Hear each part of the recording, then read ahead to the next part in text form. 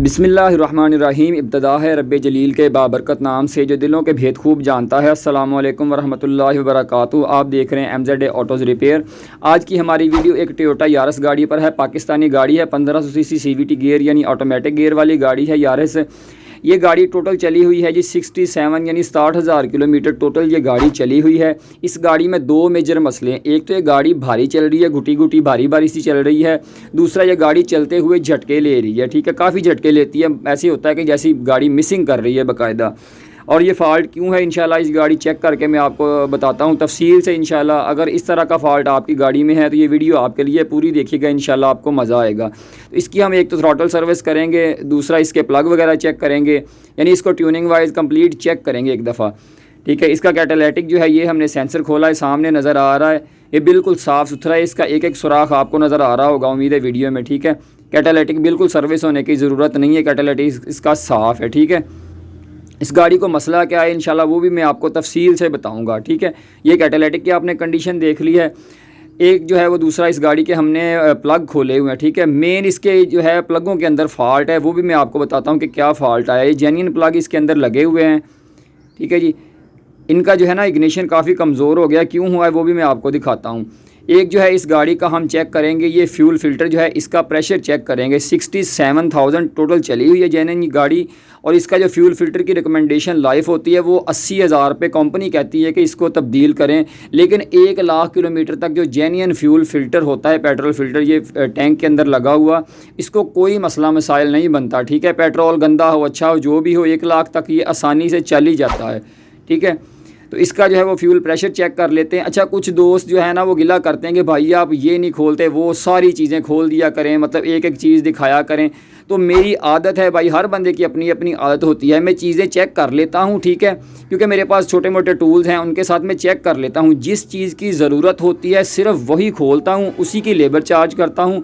दूसरी किसी चीज़ की ना लेबर चार्ज करता हूँ ना बेतुकी चीज़ें खोलता हूँ। क्योंकि होता है ना कि सारी चीज़ें खोल के साफ़ कर दो, किसी ना किसी में तो फ़ाल्ट होगा ही ना, क्लियर हो जाएगा। लेकिन मैं ऐसा नहीं करता, ठीक है जी। फ्यूल फ़िल्टर जो है वो हम चेक करते हैं। ये मैंने गेज इसको लगा दी है, गाड़ी को सेल्फ मार के स्टार्ट करके चेक करते हैं। अभी पता चल जाएगा कि इसका प्रेशर कितना है, ठीक है जी। तो ये गेज आपको साफ़ नज़र आ रही होगी, फोकस इसको कर लिया है। तो इसको सेल्फ मारती हैं, देखें माशाल्लाह गाड़ी का प्रेशर तकरीबन 45 से भी ऊपर जा रहा है, ठीक है। दोबारा सेल्फ मारते हैं एक दफ़ा, ये देखें, ठीक है जी, ये देखें, ठीक है जी। तकरीबन ये 45 से ऊपर जा रहा है, 48-50 के करीब करीब है। अच्छा, इसको हम छोड़ देते हैं। इसका जो कांस्टेंट प्रेशर होता है ना गाड़ी बंद करने के बाद 15-20 मिनट यानी आधे घंटे तक, वो 20 से ऊपर रहना चाहिए। 2500, 2800, 30 हो तो क्या बात है, इसका रहेगा इंशाल्लाह, उम्मीद है, ठीक है। 20 से ऊपर हो कांस्टेंट प्रेशर तो इसका मतलब है कि फ्यूल फ़िल्टर ओके, इसका पंप ओके है, फ्यूल फ़िल्टर के इस यूनिट के अंदर कोई मसला नहीं है। तो इसको गेज को जो है वो हम ऐसे एज इट इज़ छोड़ देते हैं।